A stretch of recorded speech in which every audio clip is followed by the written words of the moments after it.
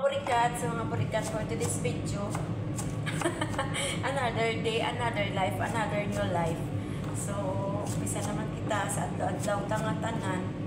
Amon sa ang ubra ko subong gahiwa sa sibuyas. Kaya ang tutuon ko nga pagkaon is pasayan nga naging ko magina. So, actually lutok na siya.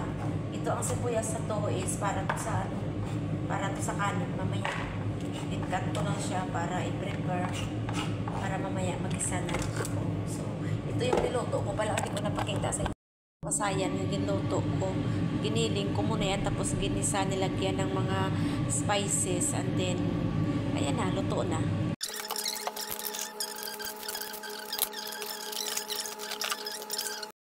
Meron tayo dito ito, carrots.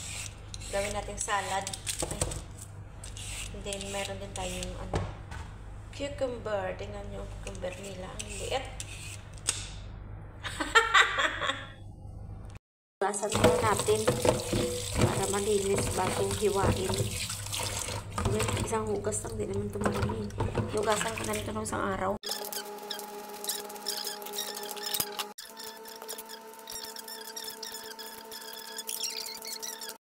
Bati gani ginakaon lang na nila hilaw nga malangto sa aton ginaluto pa na iya direya sa ilaya kaunon lang nga nila hilaw kay mas okay kuno nga kanon hilaw kaysa maluto na siya. Diba masarap naman talaga yung hilaw lalo na pag yung kinilaw.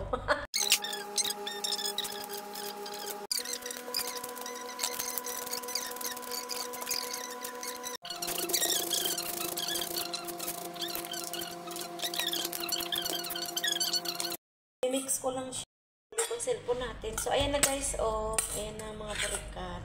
Minix ko lang siya. Ayan. And then, lagyan ko siya ng naki. Tawag dito is naki. I-mix ko. Sayang naman kasi itapon.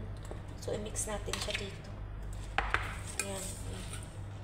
I-mix sa salad. Masarap to guys. Kaya lang walang walang tawag dito.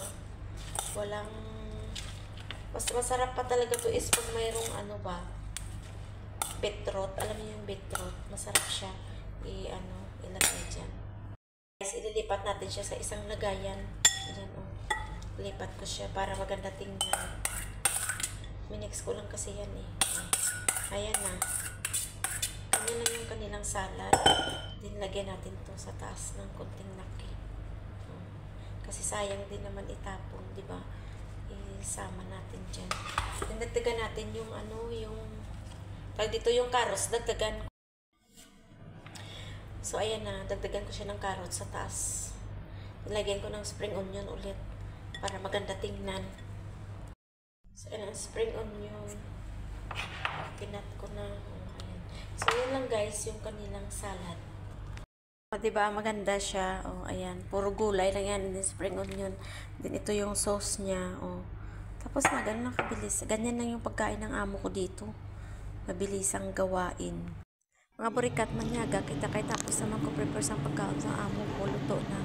So nagkaon ako kay nagutom na kuti ang sudaan ko gali ito kapilog na pinirito nga na itlog kag pinirito nga uga dala ko pa naanin sa Pilipinas. Tapos sinangag na kanin, lagyan ko ng kalkag. Ang sarap talaga pag ganito yung pagkain. Tapos ako kumain ng pananghalian ko mga burikat. Ang sarap ng ulam ko.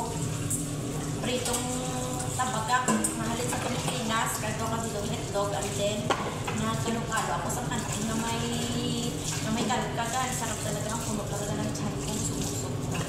Kasi init-init, isarangan natin ito. Tapaso ako guys. Tapaso yung kamay ko. Tapaso ng, doon ko, ng kalat. So guys, amo lang yung buhay din. Linis, luto, kain, tulog na. Ang buhay sa abroad, akala niya masarap yung buhay dito. Masarap talaga kasi na buwan-buwan, sahod ka. Pag nasa Pilipinas ka, wala ka sahod, dyan, nakaupo ka lang magdama. Nakaupo ka lang maghapon, wala kang nagkatambay ka lang dyan. So kung ako sa inyo, mga tambay dyan, nagtrabaho din kayo, hirap ang buhay sa Pilipinas. At kataka talaga ako ba? Bakit pag nasa Pilipinas, yung mga tao nabubuhay, hindi naman sa kaunting pera. Pag nasa abroad kayo, sahod yung padala mo sa Pilipinas, kulang pa, isang linggo lang, wala na. So, naku, tapos ako maghugas. Tapos maghugas ang plato lang yung kaunan ko. Maluto. Tapos ang cream caramel. Sa tinara. Gatas. Mix lang natin to para siyang yung chiplan. Lagyan natin yung gatas dyan. Then, painitin natin. Yan, painitin. I-mix to, oh. Tapos ito yung kanyang topping sa taas. Mix lang to, guys. Ganun lang. Obra tayo ng dessert. Dessert mamaya. Okay, mix ko lang yan. Nilagay ko siya sa isang Tupperware. Then, palamigin natin.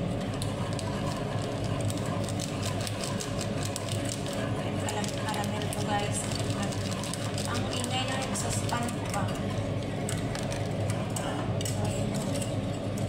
Tingnan nyo, halo na. Tingnan nyo. Laluin lang natin yan. Gatasan, tsaka yung cream caramel yan, guys. Luto na siya, mainit na. I-transfer ko siya sa Tupperware.